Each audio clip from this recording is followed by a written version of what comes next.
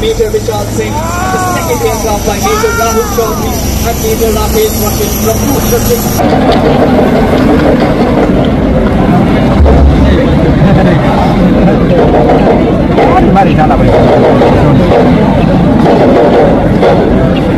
Drops 5, 4, 3, 2, 1.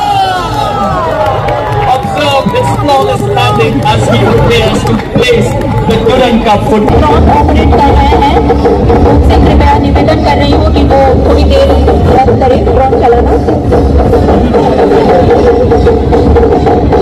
Asia हादरमानि 133थि दुरन काप दिनै opening बे ओपनिंआ जागोन क'क्राझार साइ स्टेडियामाव। आङो दा जोंनि गुदि फरायसालिनि गाहाय फोरोंगिरि बिबान लानानै जेखौ दा गथ'फोरखौ गोख्रोंथियाव लाखिनो लुबैदों बा इयुनाव साफा साफा बिथांमोनाबो गेलेगिरि जाहैनो हायो।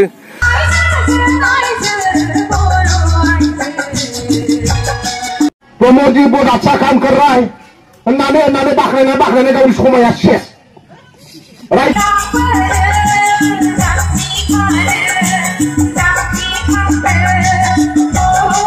जी बहुत अच्छा काम कर रहा है, अन्नाने बाखनायनाय गावनि समाया शेष। रायजो राजानो डेभलपमेन्ट नांगौ, जोंनाव दैबाना जायो, इंटरनेशनल भुटाना 80% मा होनो सारा आसामनि इंटरनेशनल बाउंड्रिया 80% जोंहा बिटिसिआनो कभार खालामो, 100% भुटाननि बर्डारा बिटिसि जों नाङो, बेनिफ्राय दै फैयो, मा होनो बानपानानि मा होनो जोंहा समस्या दङ। बेफोरनि खोथा बुंनो समान गैया। दा प्रमोद बर'खौ बाख्नायनायलाय, आसामनि चिफ मिनिस्टारखौ बाख्नायनायलाय, भारतनि प्राइम मिनिस्टारखौ बाख्नायनायलाय, बाख्नायनानै समा थांबाय, फैसा थाइसेबो बिजानो रोङाखै।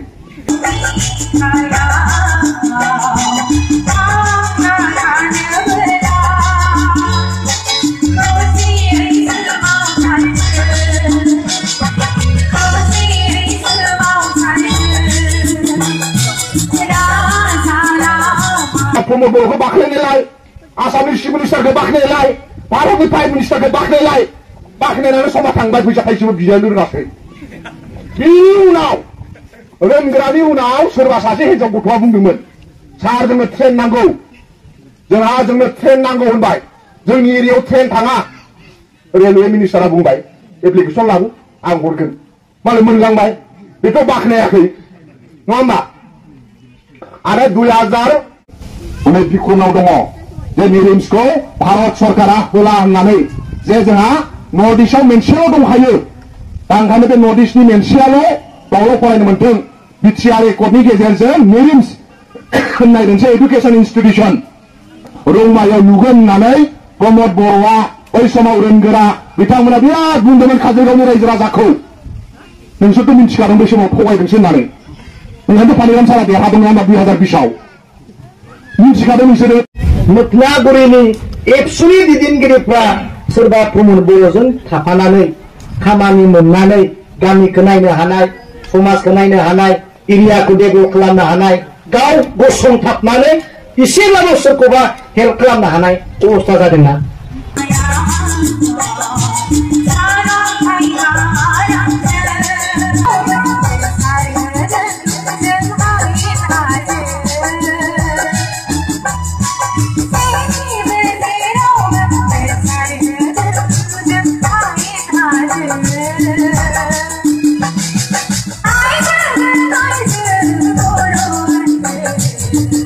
जुलाइ 2024 मायथाइनि दिनै दुरन कापनि सेथि बेखेवनाय सान।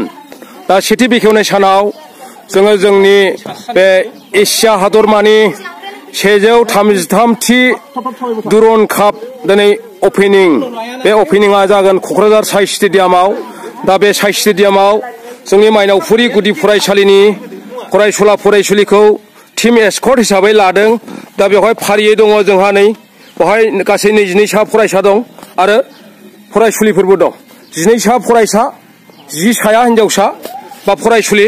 बे फरायसुला फरायसुलिनि गेजेरजोंनो दिनैनि ओपनिं समाव जानो गोनां दुरन कापनि बे टीम एस्कर्टआ जोंनि बे नैबे फरायसालिखौ नुब्ला स्ट्राक्चाराव हमनो हागोन। बे माइनावफुरि गुदि फरायसालिनि स्ट्राक्चारखा आरो बे माइनावफुरि गुदि फरायसालिनि फरायसाफोरनि गेजेरजोंनो दिनैनि सानाव 30 जुलाइ 2024 मायथाइनि दा बेलासि 4 रिंगायाव जानो गोनां बे दुरुन कापखौ बेखेवनाय सानाव जोंनि टीम एस्कर्ट माइनावफुरि एलपि स्कुल हानजाया गोख्रोङै बाहागो लानो दा थियारि जादों।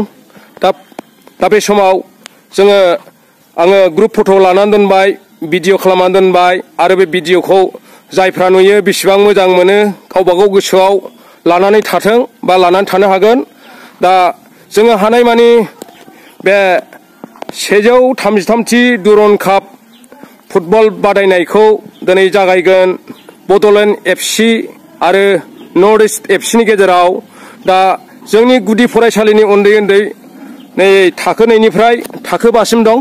दा बेनि गेजेरावनो जोङो स्ट्रङै प्रेक्टिसखौ लाखिगासिनो दङ। दा आङो दा दसे समनि उनाव जोङो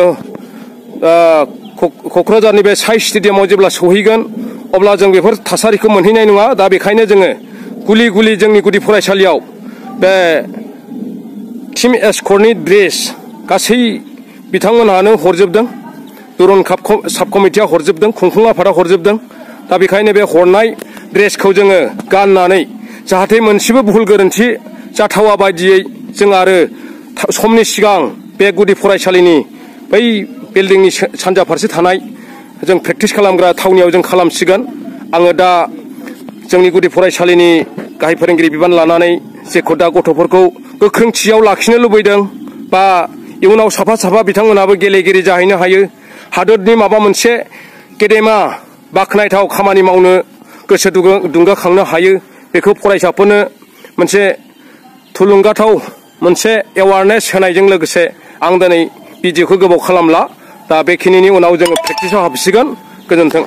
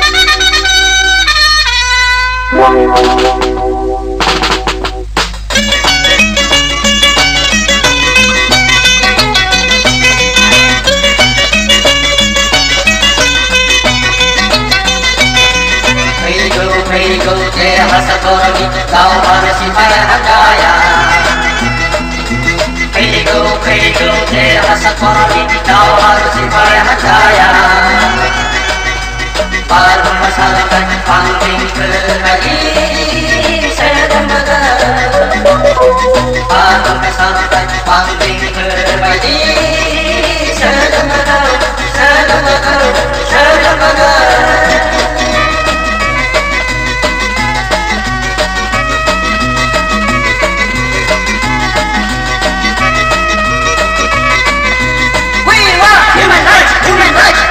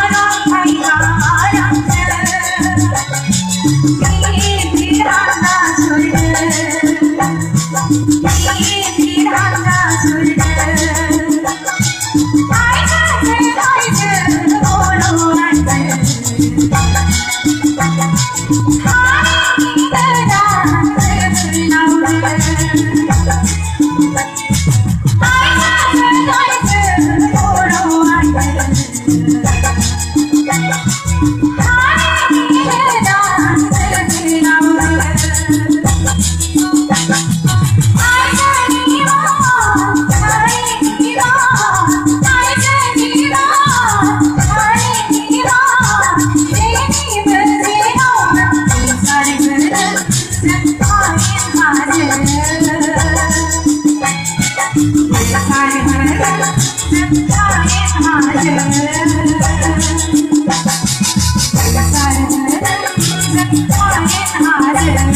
you.